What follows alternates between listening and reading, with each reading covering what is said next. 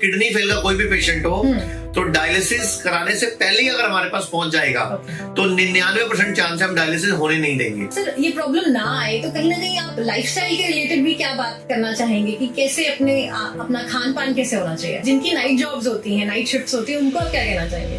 उनको लगातार night shift नहीं करनी चाहिए। अगर किडनी फेलियर है, मतलब मैं सिर्फ एक डिटॉक्स नहीं बात कर रही, फेलियर ही है, और लिवर में भी आजकल तो फैटी लिवर और लिवर डिटॉक्स की बहुत सारी दवाइयां चली हुई हैं, तो आयुर्वेदा कैसे उसे ठीक कर सकता है?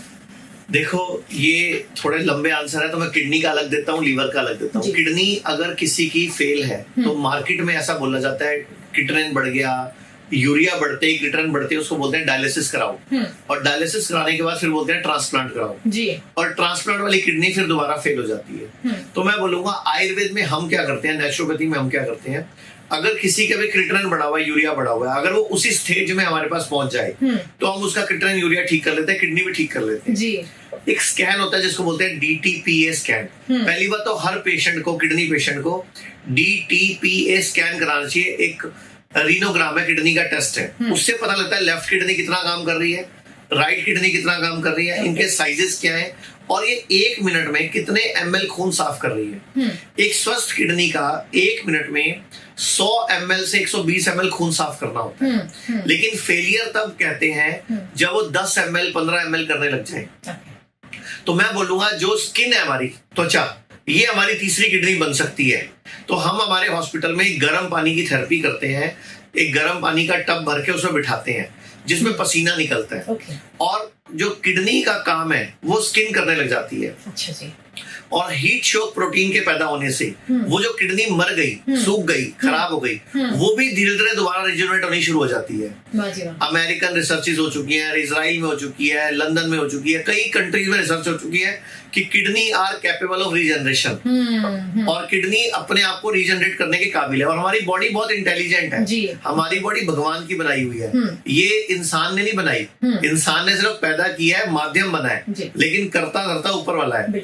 तो ये बॉडी बहुत पावरफुल है, इसको रिजेनरेट कर सकते हैं। तो किडनी फेल का कोई भी पेशेंट हो तो डायलिसिस कराने से पहले ही अगर हमारे पास पहुंच जाएगा तो 99% चांस है हम डायलिसिस होने नहीं देंगे। लेकिन अगर ट्रांसप्लांट की नौबत आ चुकी है तो 50-60% चांस है हम उसको रिकवर कर लेंगे, लेकिन वक्त रहते आना पड़ेगा। बिल्कुल। और सर ये प्रॉब्लम ना आए तो कहीं ना कहीं आप लाइफस्टाइल के रिलेटेड भी क्या बात करना चाहेंगे कि कैसे अपना खान पान कैसे होना चाहिए? देखो किसी को भी सूरज डूबने के बाद खाना नहीं खाना चाहिए। अच्छा आपके घर में खूब बड़ा लॉन है, मैंने सुना हुआ है, तो उसमें पक्षी आते होंगे, तो किस टाइम आते हैं वो? Morning time. और वो दाना किस टाइम चुगते हैं, ढूंढते हैं? उसके बाद शाम को कभी खाते देखा है? लेकिन हम शाम को भटूरा ढूंढ रहे हैं, कभी कोई मोमोज ढूंढ रहे हैं, कभी कोई मैगी ढूंढ रहे हैं, कभी कोई चाउमीन ढूंढ रहे हैं, तो हम गलत हैं। तो सूरज डूबने के बाद खाना दुनिया का कोई जानवर नहीं खाता, लेकिन एक इंसान ही एक ऐसा जानवर है रात को 2 बजे भी, शाम को 4 बजे भी, रात को फ्रिज खोल के भी केक खाता मिलता है कई बार कि वो भूख लग पीसी। तो ये हमारे घरों में जो हमारे दादा परदादा भी थे ना, सुबह खाते थे सीधा शाम को खाते थे, 2 वक्त के भोजन का रिवाज था। अगर पूरा भारत चाहता है बीमारियों से मुक्ति पाना तो 2 वक्त के भोजन पे आना पड़ेगा, सुबह और शाम खाओ।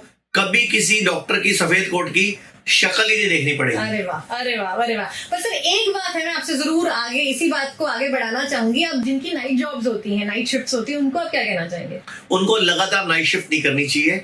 हफ्ता नाइट शिफ्ट, हफ्ता डे जॉब। अगर वो नाइट शिफ्ट लगातार करेंगे तो पक्का डायबिटीज हो जाएगी, ब्लड प्रेशर हो जाएगा, किडनी फेल की संभावना बढ़ जाएगी, क्योंकि रात सोने के लिए बनी है, जागने के लिए नहीं बनी। और अगर फिर भी भूख लग जाए 6 बजे के बाद तो क्या ही? फ्रूट्स खाओ, सैलड खाओ, नारियल पानी पियो, नेचुरल चीज खा लो। ठीक है, बेसिकली आप अनकुक्ड फूड की तरफ आप कह रहे हैं। एक्चुअल में वो कुक्ड है, धरती का कुक्ड है। Yes. जिसको हम अनकुक्ड बोल रहे हैं, कच्चा बोल रहे हैं, एक्चुअल में धरती में तो बीज बोया था ना, धरती ने उसको पका दिया। हम उसको अनकुक्ड बोल रहे हैं। बिल्कुल सर।